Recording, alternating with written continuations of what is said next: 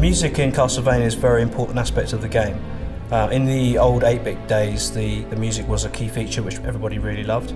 And we wanted to do something different, but we wanted to maintain the quality of the music that we'd seen in previous games. We decided to take the route of an orchestral arrangement, using orchestral music more akin to a Hollywood blockbuster than the previous music, the more sort of jazz-oriented or keyboard-oriented music. But nevertheless, we still felt that we wanted to have the flavour of Castlevania in there. Many themes that we've seen in Castlevania games before are there within the new music.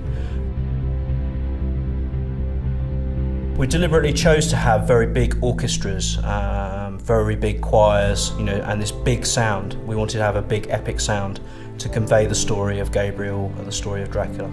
And that's carrying through with Lords of Shadow 2. It's important that we have the quality of the music, but we also have this kind of huge, expressive themes that players can really attach to, that they associate with the world and with the character.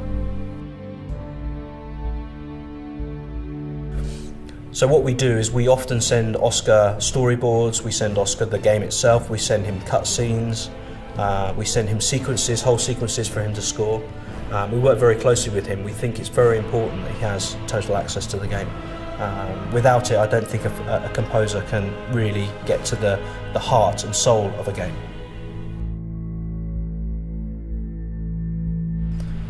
I originally heard about Oscar through Enric at MercurySteam. He came recommended by Enric because he'd made games for MercurySteam before, through Scrapland and Jericho.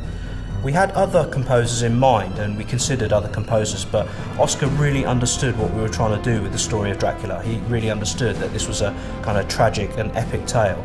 And his musical cues were very much based around that, and we felt the emotion of the story just from listening to his initial musical ideas. And at that point I decided that that Oscar's the man for the job. And I'm so glad I did, because Oscar is very collaborative. He has often really good ideas about how you can make a scene work even better, because music is the emotional core of some of the things that we see in Castlevania.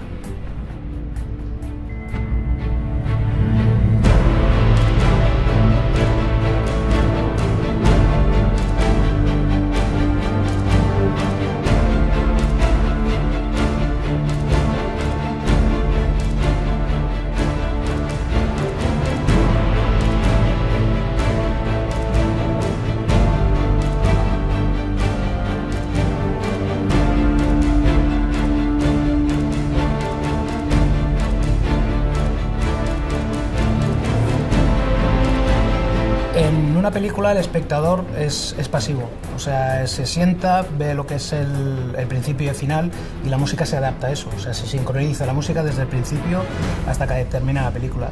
En un videojuego el protagonista o el jugador es activo, entonces no hay un juego igual, ni tampoco hay una jugabilidad en el mundo que nadie juegue de la misma forma desde que empieza, ¿no? Entonces la música también se tiene que adaptar. O sea, cuando un jugador entra en un sitio, decide si entrar por un sitio o por otro, y entonces la música se activa o se desactiva. Entonces el proceso musical de eso hace que cambie, sobre todo a nivel de producción, para poder componer la música.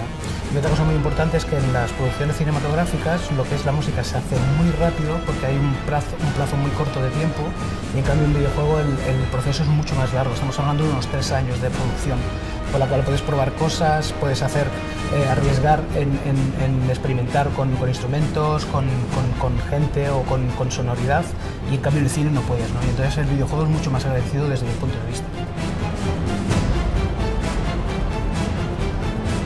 En el Castlevania se ha centrado la música siempre en Gabriel.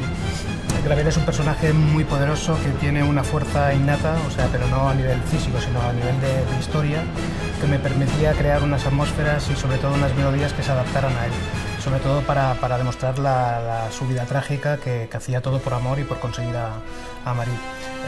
Y eso daba mucho juego, porque generalmente los videojuegos se suele hacer de la manera de combate, la manera de atmósfera, de un poco de investigación o de descubrimiento de cosas, pero que tuviera una fuerza tan brutal en la música con un personaje creo que no se había hecho nunca.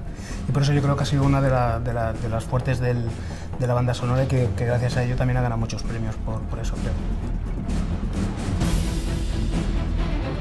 Bueno, grabar en Abbey Road es lo mejor, o sea, no hay mejor orquesta en el mundo que, desde mi punto de vista, y creo que desde el punto de vista de muchos compositores, es el mejor estudio y la mejor orquesta.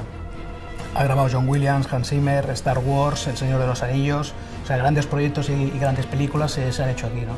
Entonces, que el Castlevania esté haciendo una producción en Abbey Road demuestra un poco que lo que es el Castlevania tiene mucho poder, en el sentido de que tiene mucha fuerza y de que nos podemos permitir hacer grandes producciones, sobre todo a nivel musical.